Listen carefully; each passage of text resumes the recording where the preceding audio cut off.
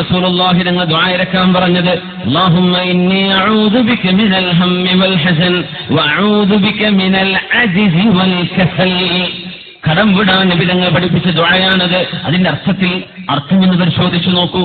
അല്ലാഹുവേ, അല്ലാഹുമ്മ ഇന്നി അഊദു ബിക, ഞാൻ നിന്നോട് കാവൽ ചോദിക്കുന്നു റബ്ബേ, മിനൽ ഹമ്മി വൽ ഹസൻ, സങ്കടം വരുന്നത്, ഡിപ്രഷൻ വരുന്നത്, വളരെയധികം മനസ്താപമുണ്ടാവുക, മനസ്സിങ്ങനെ സങ്കടപ്പെടുക, അങ്ങനത്തെ ഒരു അവസ്ഥ വരുന്നത് അല്ലാഹുവേ എനിക്ക് വേണ്ട നീ കാവൽ തരയണമേ. വലിയ വലിയ വിഷമങ്ങളൊക്കെ ഉണ്ടാവും, വലിയ ടെൻഷനൊക്കെ ഉണ്ടാവും ചിലപ്പോ. പക്ഷെ മനസ്സെന്ത് ചെയ്യരുത്? താളം തെറ്റാൻ പാടില്ല. അങ്ങനെയാണ്, മനസ്സ് താളം തെറ്റാൻ പാടില്ല. അത് അള്ളാഹുവിനോട് ചോദിച്ചാൽ കിട്ടുന്ന, അള്ളാഹുവിനോട് ചോദിച്ചാൽ അള്ളാഹു ഇത് തരും. ലോകം തന്നെ കുലുങ്ങിയെന്ന് വിചാരിക്കുക, മുഅ്മിനായ മനുഷ്യനെന്ത്? അല്ലാഹുവേ മനസ്സിന് കരുത്ത് നൽകണമേ. വഅഊദു ബിക മിനൽ അജ്സി വൽ കസൽ, പടച്ചവനെ മടി വരാതിരിക്കാൻ നീ എന്നെ സഹായിക്കണമേ. അജ്സ് എന്ന് പറഞ്ഞാൽ അശക്തനാവുന്നത്, ഒരു പണിയും ചെയ്യാനവനെ പറ്റൂല, അങ്ങനത്തെ ആൾ. നമ്മുടെ കണ്ണൂർ ഭാഗത്തുനിന്നൊരു ചെറുക്കൻ അങ്ങനെ വിളിച്ചിരുന്നു. അവന്റെ ഉമ്മ ഒരു വാപ്പയെ അതൊക്കെ വിഷമം പറഞ്ഞു, കല്യാണം കഴിക്കണം. ആരെ? നല്ല തറവാട്ടിലെ അന്തസ്സുള്ള കുട്ടിയെ എന്ത് ചെയ്യണം?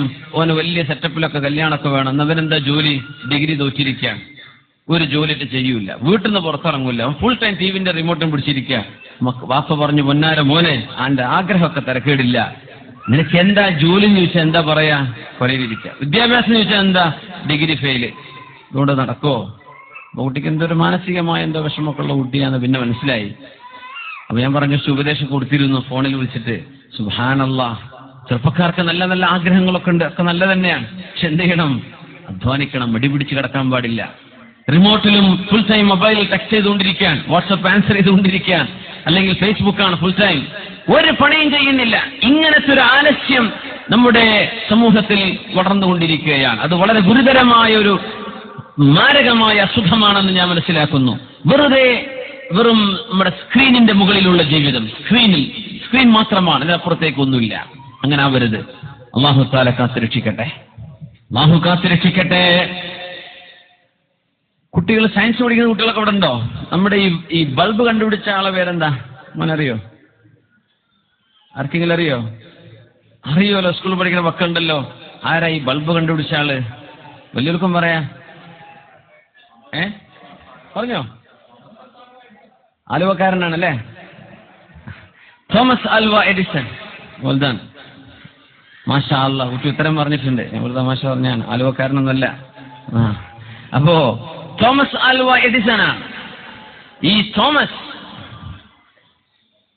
ഈ വിളക്ക് കണ്ടുപിടിച്ചത് ഒരു ദിവസം 18 മണിക്കൂർ ജോലി ചെയ്തിട്ടാണ്. ഒരു ദിവസം എത്ര? 18 മണി. നമ്മൾ 8 മണിക്കൂർ കഴിഞ്ഞാൽ ബാക്കി ഓവർ ടൈം ആണെന്നാ പറയാം അല്ലെ?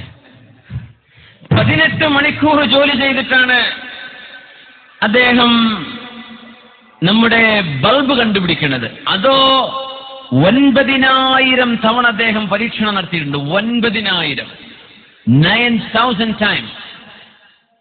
തുറങ്ങും, ഫെയിലാകും, ഒന്നുകൂടെ ട്രൈ ചെയ്യും, ഫെയിലാകും. അങ്ങനെ 9,000-ലേറെ തവണ പരീക്ഷണം നടത്തിയപ്പോഴാ ഒരു ബൾബ് കണ്ടുപിടിക്കാൻ സാധിച്ചത്. അദ്ദേഹം ഒരു അമുസ്ലിമാണ്.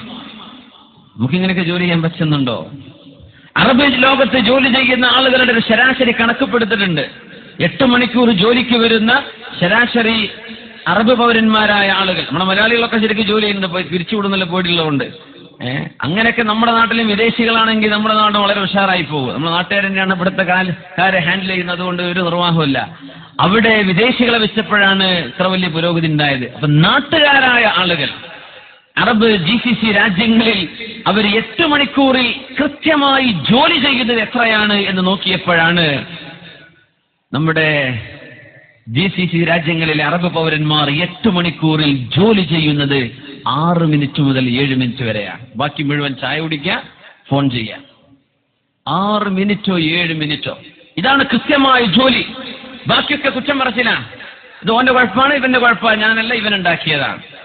ഇങ്ങനെ 6-7 മിനിറ്റ്, എത്ര? 8 മണിക്കൂറിൽ.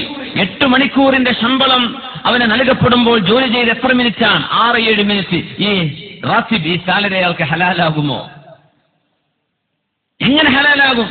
8 മണിക്കൂർ അധ്വാനിക്കുന്നതിനായി ശമ്പളം ഗവൺമെന്റ് കൊടുക്കുന്നത്, അല്ലെങ്കിൽ ഒരു സ്ഥാപനം കൊടുക്കുന്നത്.